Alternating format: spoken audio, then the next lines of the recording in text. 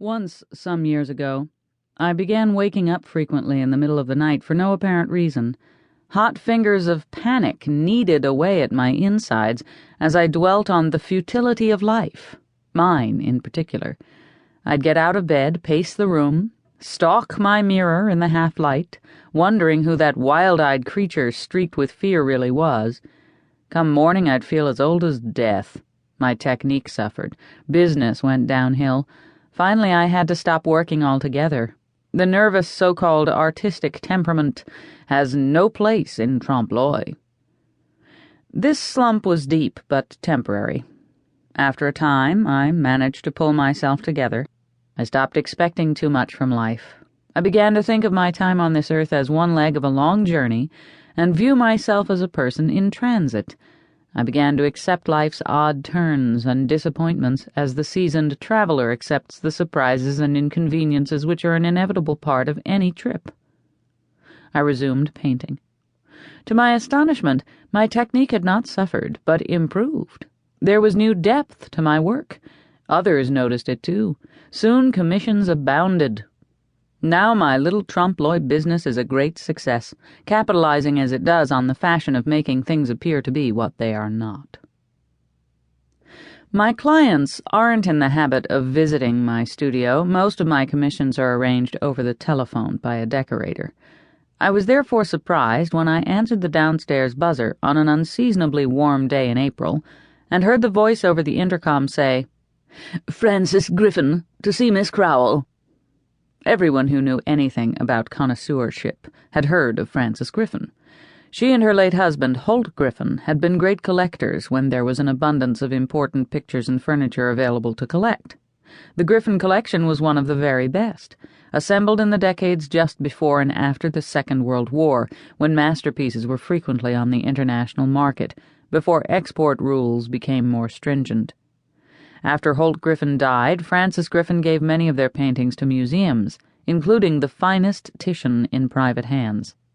The Griffins and their collection were well known to anyone with the slightest interest in art.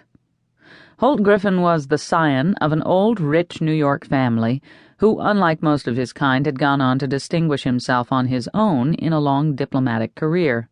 The money, I happen to know, came originally from the manufacture of manhole covers, and then was poured into real estate. In the late 1800s, Elias Holt, the great-grandfather of Holt Griffin, had founded an iron works, the chief product of which were the heavy gray metal discs used to cap the sewers of New York. I know this because I tend to know these kinds of details, dainty, irrelevant bits of gossip which serve no purpose whatsoever and are exquisitely extraneous to everyday life.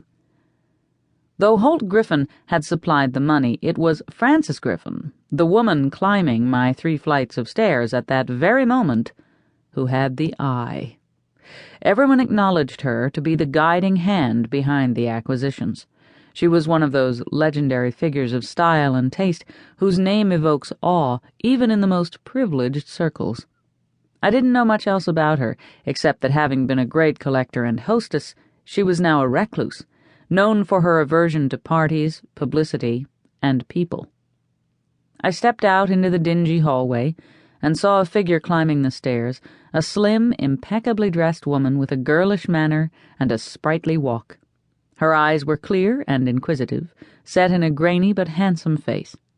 I knew she must have been around 70 or 75 years old, but she didn't look it. She was very well preserved and had the air many rich people have of not being wholly real.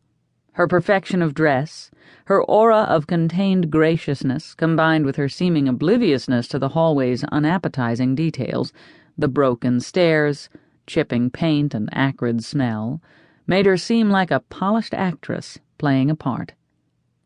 "How do you do?" Mrs. Griffin said, extending a tapered, discreetly manicured hand to me as she reached the landing. "I'm Frances Griffin." "It's a great pleasure to meet you, Mrs. Griffin. I'm Faith Crowell," I replied, aware that my voice had deferentially lowered an octave. She was wearing an elegant pale green wool suit, with a matching hat, carrying white kid gloves and a black patent leather bag. Her feet, noticeably small, were encased in plain